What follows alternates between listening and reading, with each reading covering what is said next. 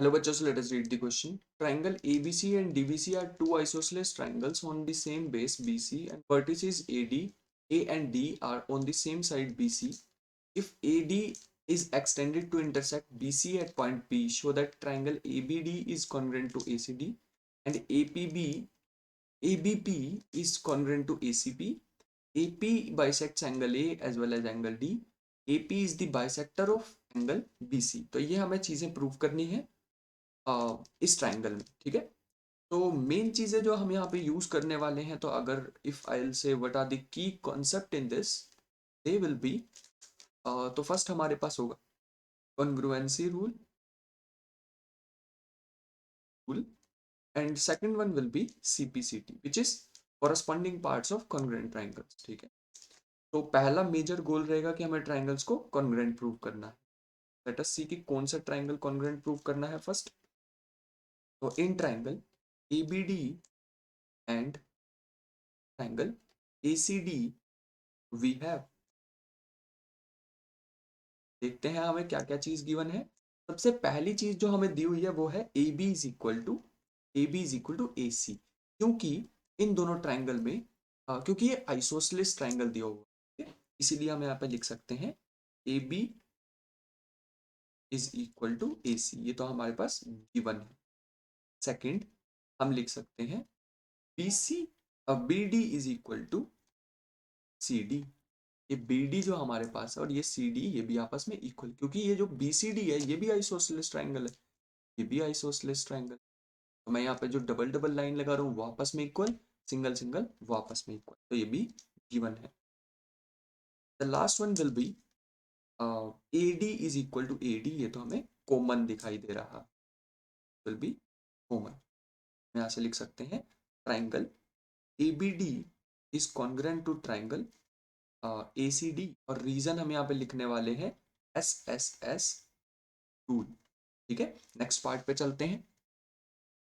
Next part will be second part. तो ये हमारे पास आ जाएगा इन ट्राइंगल, और this was to triangle ABP prove करना है ACP। Triangle ABP and triangle ACP CP ACP we have, लिख सकते हैं AB is equal to AC, हमारे पास गिवन है। सेकंड रीजन लिखेंगे BAP is equal to CAP, BAP is equal to CAP, इसका रीजन लिखेंगे फर्स्ट पार्ट की CPCT, तो हम लिखेंगे रीजन लिखेंगे BAD is equal to CAD। हो गए कहाँ से आया, क्योंकि आए CPCT, फर्स्ट पार्ट का जो CPCT था वहां से हम लिख सकते हैं। तो लास्ट हम जरूरत पड़ेगी तो हम AP और AP को आपस में कॉमन कर लेंगे, तो आएगी कॉमन, ठीक है। तो हम यहाँ से लिख सकते हैं therefore triangle ABP is congruent to triangle ACP, जो कि हमें प्रूव करना था। This was prove by SAS rule, तो हमने इनको भी कॉन्ग्रुएंट प्रूव कर दिया है। अब हमें नेक्स्ट पार्ट करना है कि दोनों AP जो है वो A को भी और D को भी बाइसेक्ट कर रही है, तो we will write third part, triangle ACD और ABD is congruent to triangle ADC from first part, from part 1। तो यहाँ से हम कह सकते हैं ये अगर क्योंकि कॉन्ग्रेंट है तो CPCT से हम कह सकते हैं ADB is equal to ADC from CPCT of the congruency rule. तो यहाँ से हम अगर एक काम करते हैं, भाई ये दो एंगल नहीं चाहिए, इन दोनों एंगल को इक्वल नहीं प्रूव करना था। मेन मोटिव हमारा, मेन मोटिव तो हमारे पास है, हमें प्रूव करना है APD। देखेंगे तो ये जो हमारे पास APD और ये जो हमारे पास CAP जो है, हमें वो मेन उन्हें प्रूव करना है। तो हमारे पास आ जाएगा, हम इनको ऐसे करें अगर 180 माइनस ADP, अगर मैं दोनों तरफ 180 पहले माइनस साइन लेके 180 का 180 से सब्ट्रैक्ट कर दूं तो ये कुछ ऐसे बनेगा। देखो सेम साइड अगर मैं दो साइड अगर मैं सेम ऑपरेशन लगाता हूँ तो उससे कोई भी फर्क नहीं पड़ता, इस चीज का ध्यान रखेंगे। तो हम लिख देंगे ऑल्सो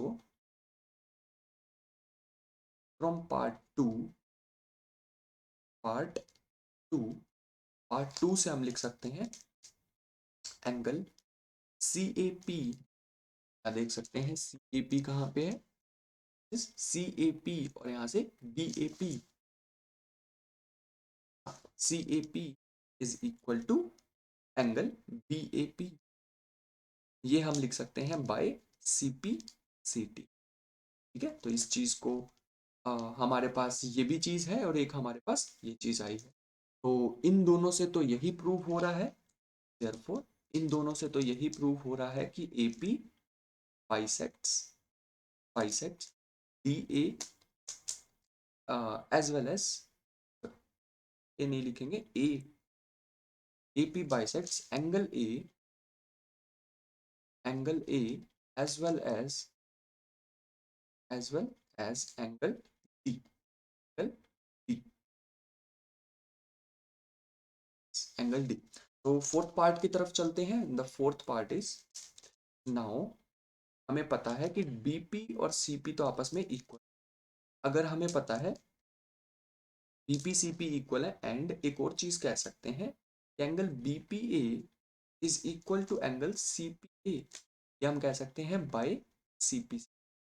हम दिखा सकते हैं तुम्हें बीपीए और सीपीए ये दोनों आपस में इक्वल हैं, but we can write but angle BPA plus angle CPA is equal to 180 degrees. यहाँ ये हम कह सकते हैं लीनियर पेयर से।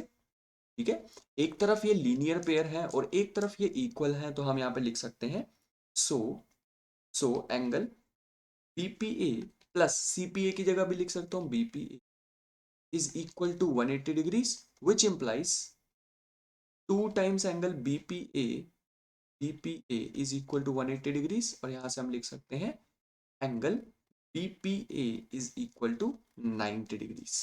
तो सिंस